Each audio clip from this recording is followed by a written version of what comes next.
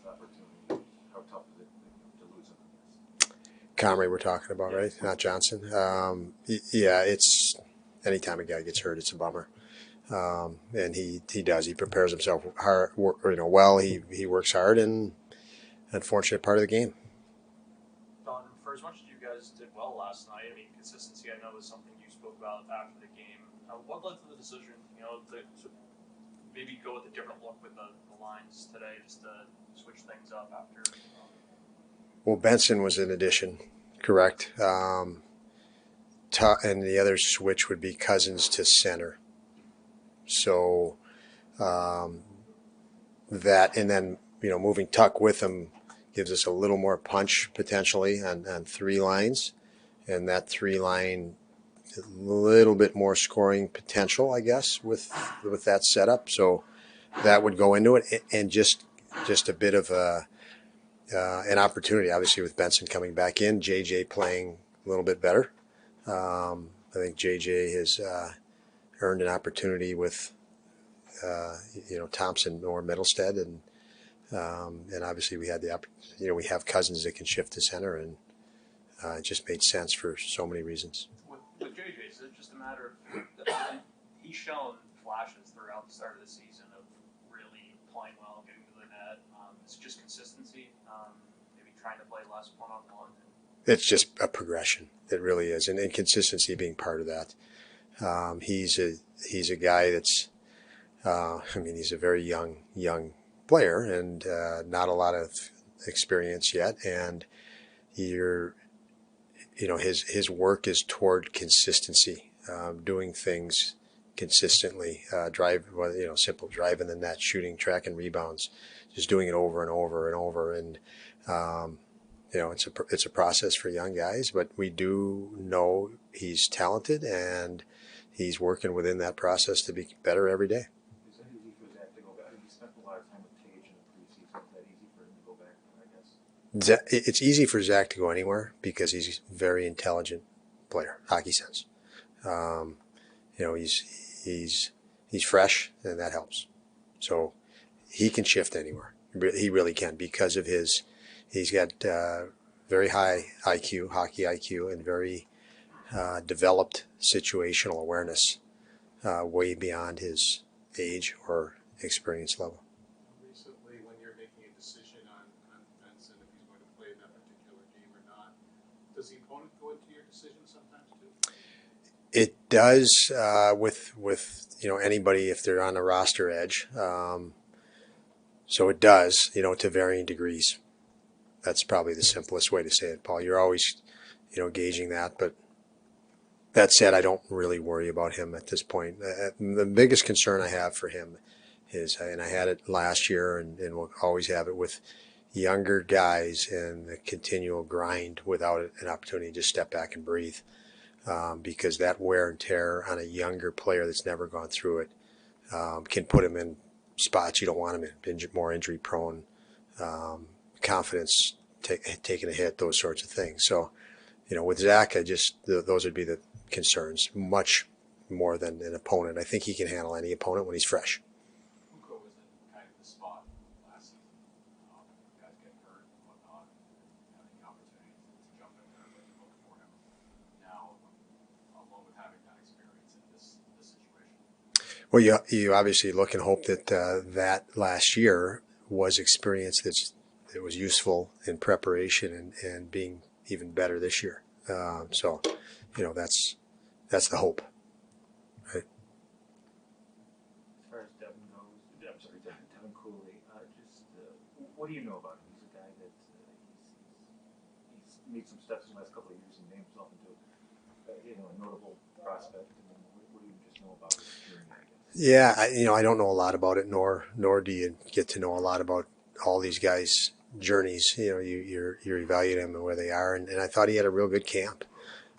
So not knowing him coming in, you're open-minded and looking, seeing what he can do. And again, I thought he had a real good camp and fit in very well off the ice, and his work ethic and drive, and that's been the reports since he left us in camp as well.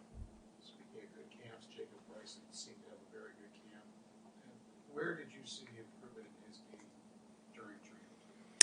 He more assertive, more confident. His confidence took a hit last year, and we know if that's the case in the NHL, you're in trouble. And it's a challenge. It's a greater challenge, and it was a challenge of his last year. So I think the hindsight and opportunity to step back in the off season, he gained hindsight by stepping back and collecting, thoughts, recounting experience through last season's ups and downs. And you saw from day one he presented as a more mature player with a greater perspective and an increased compete, which is significant.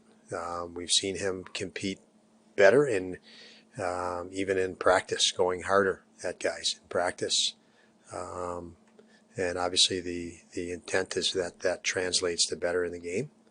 And I do believe there's much more capacity for him. So he did very well through camp. Now he gets his opportunity.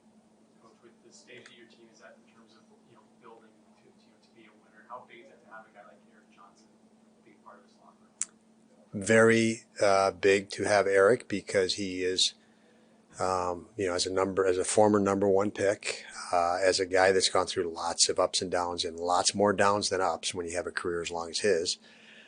He has that hindsight and can help our guys understand situations and things they go through, dealing with pressures, dealing with challenges, and physical and mental, and kind of and knowing that there's another side on any adverse challenge. And I think he's helped already in those regards. I know injuries happen. Is it frustrating to kind of be going through this again at the goaltending position? Yeah, injuries are frustrating to begin with, and it's obviously these are guys we're excited about, so it can be frustrating, absolutely. Looking and helped you guys win in Colorado last year. As you looked at that game, what went well for you that you were able to go into their building? Again, Paul, it's with us. We're a much more capable team when we're dialed into details. And when you go into Colorado, you better pay attention to details. And we did that very well. And most of the time we get ourselves in trouble, we think we can outskill. And we don't respect and pay attention to details. And those will always bite you. And so you look at the tough buildings we went in last year, in Dallas and Vegas and Colorado and on and on. We knew before the game the details will kill us if we don't execute those areas. And our attention went right to that. Games that we felt we could outskill a team, we did not focus on details the way we needed to, and it bit us. So, our success in Colorado last year was direct correlation to that, and our challenge today is in direct correlation to that. And you can sense my frustration in that.